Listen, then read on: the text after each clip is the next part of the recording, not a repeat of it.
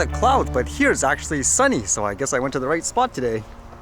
And what did I read today? How about this one? You know, in a lot of places, they're making it more strict in terms of drone ownership and being able to fly them, even if they're something small. How about this one? This one says, China to launch drone owner registration, no-fly zones, and filming limits under new rules. Imagine that, not just where you could fly and so forth, but actually restricting what you can film. It says China's drone owners will have to register with the government from next year under new rules aimed at improving public safety and national security. The first national regulations on drones published on Wednesday also ban people from using the devices to take pictures or videos of military or defense industrial installations or secretive facilities.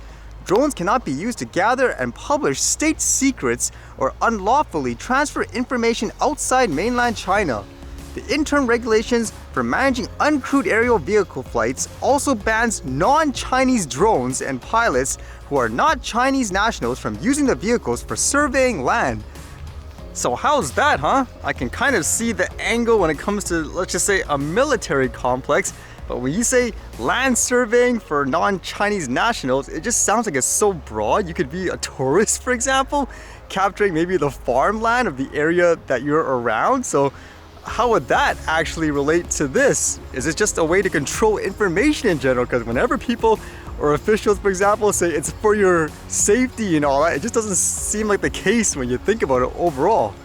And what happens if people break these rules? It says serious offenses could lead to deportation. The rule says, under existing Chinese law, publishing geographical information on China without state permission is illegal. The rules address potential dangers brought on by the rapid proliferation of drones in the field such as defense, agriculture, and scientific research, a spokesperson for both the Justice Ministry and the State Air Traffic Office said, according to the Chinese state media outlets on Thursday.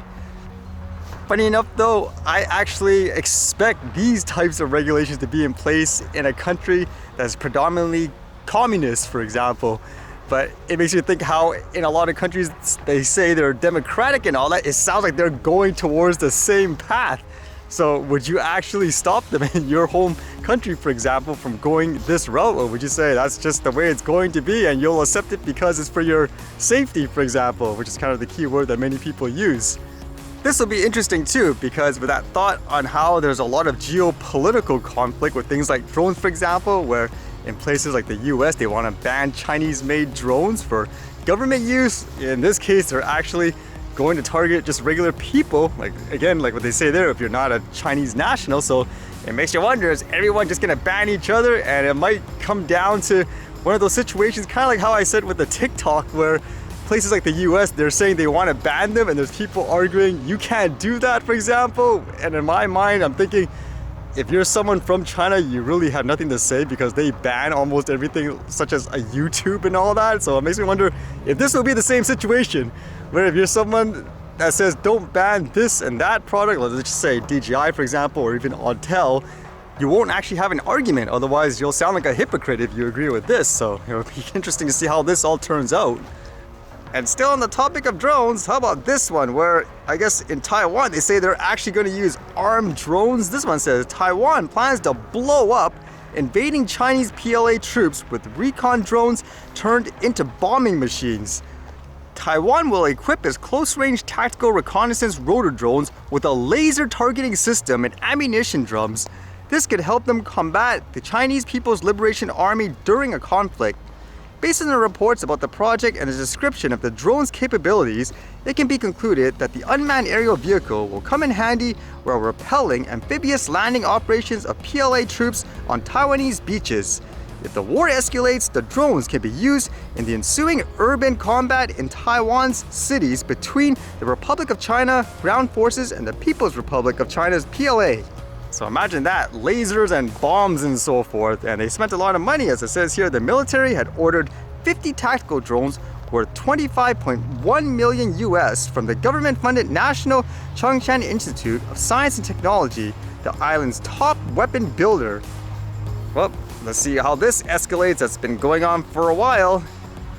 And I read this today, which wasn't too surprising, where, as you know, recently here in Canada, there's this new bill that was introduced called Bill C-18, and it's supposed to force platforms, for example, like a Facebook, to actually pay media companies money in order to post links to their sites and articles and all that. So because of that, people like Facebook started to ban all links to Canadian news sources. And I guess, as expected, more were following with them, and here Google will apparently do the same too. Can you imagine that for their search engines too? It says here, an update on Canada's Bill C-18 on our search and news products. Bill C-18 has become law and remains unworkable. The government has not given us reason to believe that the regulatory process will be able to resolve structural issues with the legislation. As a result, we have informed the government that we have made the difficult decision that when the law takes effect, we will be removing links to Canadian news from our search, news, and discover products and will no longer be able to operate Google News Showcase in Canada. That's pretty hefty. It makes me wonder what's gonna happen.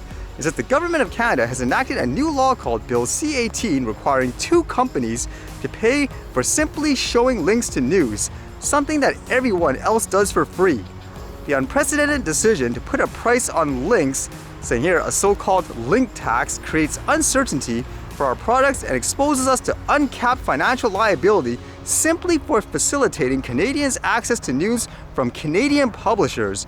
It makes me really curious how this is going to end up if they follow through with this, because so many people have grown up relying on things like search engines and stuff to actually find things, for example, information, news. So, well, Canada invent their own, let's just say, search engine or something like that. Kind of funny because you talk about things like China and all that. It's kind of like how it is in many cases where they're all state-owned. Would it be the same case here in Canada?